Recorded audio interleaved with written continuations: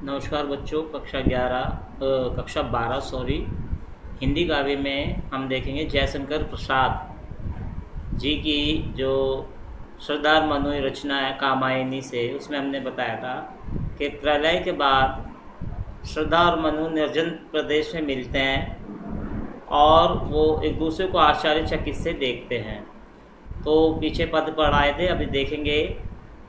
तो और देखा, ये वाला पद देखेंगे हम, ये वाला पद। और देखा, यहां तक देख लेंगे, यहां तक। और देखा वह सुंदर दृश्य, नयन का इंद्रजाल अभिराम, कुसुम वैभव में लता समान, चंद्रिका में लिपटा घनश्याम। तो इसमें इस छंद में श्रद्धा के आंतरिक और बाह्य गुणों का वर्णन कवि ने किया है, बहुत सुंदर ढंग से किया है। जब मनु जी ने उसे आश्चर्य से ऊपर की ओर देखा तो वो आंखों को दृश्य ऐसा लगा जादुई भरा। इंद्रजाल माने होता है जादू, जादू से भरा हुआ ये दिखाई दिया। अभिराम माने होता है सुंदर, अभिराम माने क्या होता है? सुंदर। वो दृश्य बहुत ही सुंदर था। कुसुम वैभव में लता समान, और कुसुम वैभव का मतलब है कि अपने मन को आकर्षित करने वाला फूलों से लदी हुई, कुसुम फूल से लदी हुई लता के समान। चंद्रिका में लिपटा घनश्याम, घनश्याम माने काला बादल, काला बादल। तो ऐसा लगता था मानो कोई चंद्रमा काले बादल में लिपटा हुआ हो। जब मनु ने अचानक के ऊपर की ओर देखा तो उन्हें सौंदर्य से परिपूर्ण श्रद्धा पास में खड़ी दिखाई दी, और एक दृश्य था कि दृश्य उनको नेत्रों को जादू के समान अपनी ओर आकर्षित कर रहा था। मनु ने यह भी देखा कि जो श्रद्धा है उन्हें लगा के फूलों से लदी हुई सौंदर्यमयी लता के समान है। उन्होंने अनुभव किया कि जैसे चंद्रमा की शीतल चांदनी में लिपटा हुआ कोई काले रंग का बादल का टुकड़ा हो। हृदय की अनुकृति बाह्य उदार, एक लंबी काया उन्मुख, पवन मधुर पवन क्रीड़त जो शिशुसाल, सुशोभित हो सौरभ संयुक्त। तो यहाँ पे क्या है? शिशुसाल का अर्थ यह है साल का एक छोटा वृक्ष। साल एक वृक्ष होता है, साल का एक छोटा वृक्ष। जब श्रद्धा के शरीर का अधिकांश भाग खुला हुआ था और उनकी हे दृष्टि पर्याप्त लंबी थी, उसे देखकर ऐसा आभास हो रहा है मानो उदार और विसित हृदय की प्रतिमूर्ति वहां पे खड़ी हो, सुशोभित हो सौरभ संयुक्त, मधु पवन क्रीड़त जो शिशुत्साल।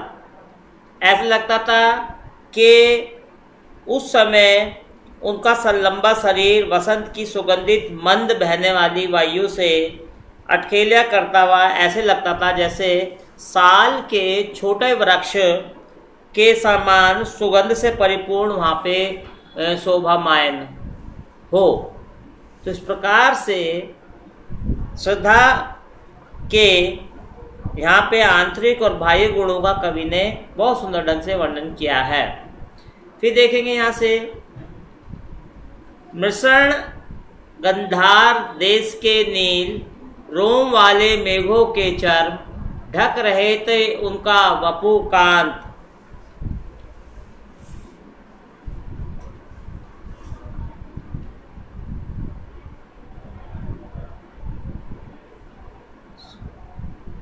सुगंधित। मृषण माने होता है यहाँ पे चिकना या मुलायम, मृषण मुलायम। गांधार देश के नील, रोम वाले मेषों के चर्म, मेषों के चर्म का मतलब है भेड़, तो यहाँ पे कवि ने बताया है कि श्रद्धा ने जो है अपने शरीर पर गांधार देश की मिलने वाली जो भेड़ थी उनकी खाल के बने हुए कपड़े पहन रखे थे जो बहुत ही कोमल थे। बन रहा था वह कोमल वर्म।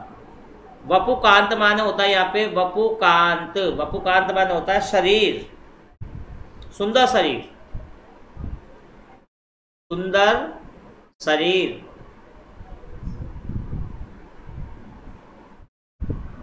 नील परिधान बीस सकुमार, खुल रहा मृदु अधकुला अंग। परिधान माने वस्त्र या कपड़ा, नील माने नीला रंग, खुल रहा मृदुल अधकुला अंग। तो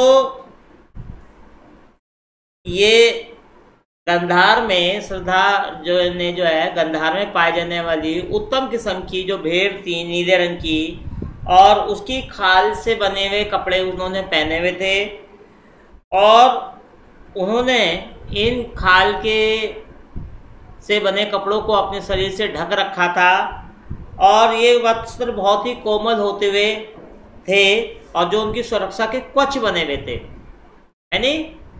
और ठीक इस प्रकार से कहने का अर्थ यह है कि नीली भेड़ की खाल से बने उनको इस प्रकार से सुरक्षा देने में समर्थ थे। यहाँ पे रस श्रृंगार है और छंद जो है 16 मात्राओं का है ये छंद, और दूसरी शैली जो है प्रबंधात्मक शैली है। कैसी शैली है ये? प्रबंधक आत्मक शैली।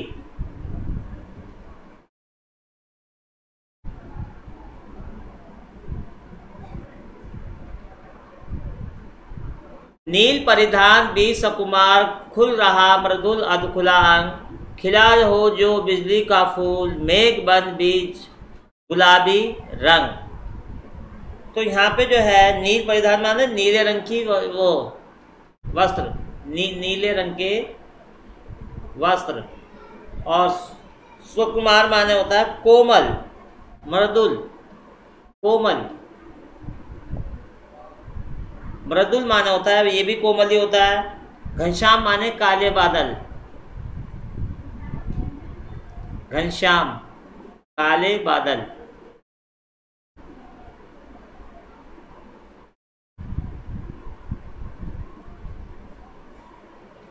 पश्चिम व्योम माने होता है पश्चिम दिशा की ओर का आकाश। तो छवि धाम का अर्थ है छवि धाम,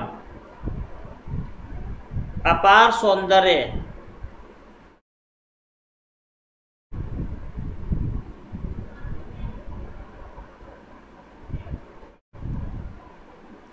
कवि जो है उस जगह का वर्णन करते हुए कहते हैं जयशंकर प्रसाद जी के हम कह सकते हैं कि यहाँ पे जो श्रद्धा की वेशभूषा का बहुत ही सुंदर ढंग से चित्रात्मक वर्णन कवि ने किया है।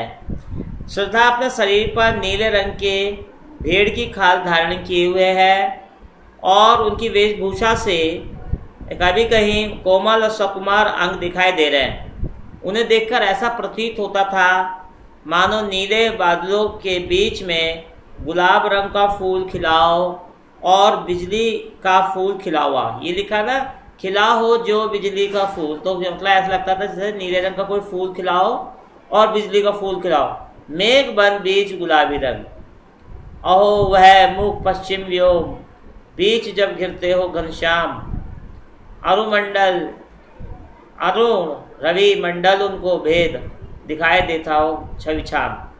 तो अर्थात श्रद्धा का वह कांति में और ललिमा मुख काले रंग के बादलों से घिराया ऐसा लगता था मानो संध्या के समय पश्चिम की ओर आकाश में काले काले बादल घिर आए हो और सूर्य उन काले बादलों को भेद कर आकाश में सुशोभित हो गया हो। अरुण रवि माने सूर्य।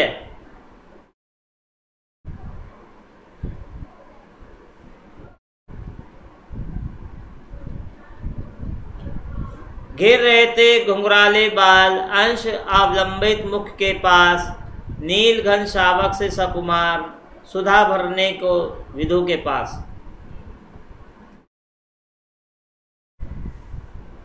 अंश माने कंधा, अंश माने कंधा।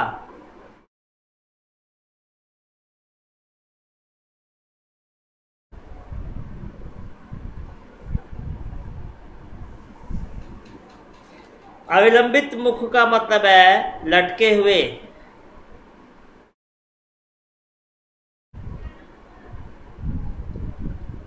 श्रद्धा के कंधों पर लटकी हुई घुंघराले बालों की लटों को देखकर ऐसे झूल रही थी जैसे कोई नन्हा बादल का टुकड़ा अमृत पीने के सागर तल को छूने का प्रयास कर रहा हो। गिर रहे थे घुंघराले बाल, अंश अवलंबित मुख के पास। ऐसा लगता था कि कोई बादलों का टुकड़ा अमृत पीने के लिए सागर के तल को छूने का प्रयास कर रहा हो। उसके मुखड़े पर मोहक मुस्कान ऐसी लगी थी जैसे लाल रक्तीम सूर्य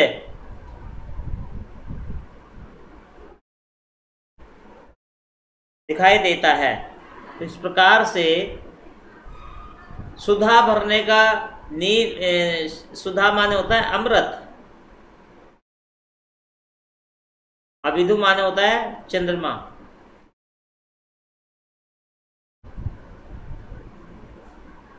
कवि कहते हैं कि सुधा के कंधे पर लटकी हुई घुंघराले बालों की लट उनके मुखड़े पर ऐसी लग रही थी जैसे कोई नन्हा बादल अमृत पीने के लिए सागर के तट को छूने का प्रयास कर रहा था। उसके मुखड़े पर मोहक मुस्कान ऐसी लग रही थी जैसे लाल रक्तीम नवीन कोपल पर सूर्य की एक आलसाई सी सिनग्ध पड़ी हो। ठीक है ना। आगे देखेंगे। और उस मुख पर वह मुस्कान, रक्त किसले पर ले विश्राम, अरुणों की ये किरण अम्लान, अधिक अलसाई हो अविराम।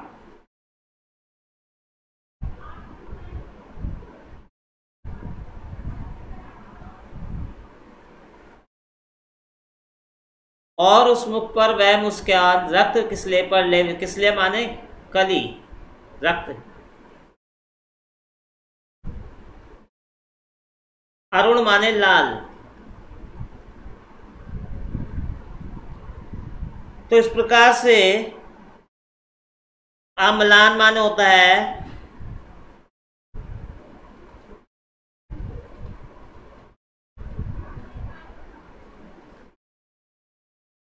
स्वच्छ,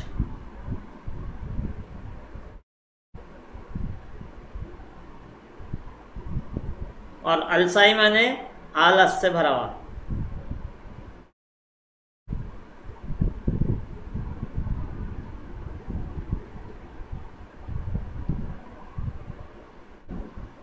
तो इस प्रकार से उनके मुख पर वह मुस्कान फैल गई और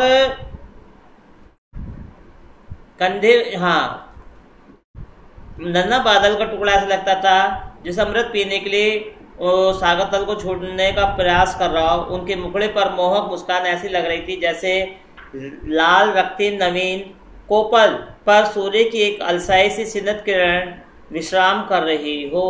यहाँ पे रक्त किसले पर विश्राम, यहाँ पे क्या है, किसले माने कली, फूल की कली पर जब सूर्य की किरणें पड़ती तो माना ऐसा लगता है कि वो नन्ही किरण जो है अलसाई भी उसके ऊपर विराम कर रही हो। ठीक है बच्चों। तो ये भाषा साहित्यिक खड़ी बोली है और शैली प्रतीकात्मक है और छंद जो है 16 मात्राओं का श्रृंगार रस से भरा हुआ ये छंद हैगा। तो हमने ये वीडियो यहाँ तक पढ़ी, इसकी मीनिंग यहाँ समझे। आगे की जो वीडियो है अगले हफ्ते में दी जाएगी, अगले टर्म्स होगा आपका उसमें पढ़ेंगे। तो नमस्कार बच्चों। किसी को कोई समझ ना आया तो मुझसे आप पूछ सकते हैं स्कूल में आके। धन्यवाद।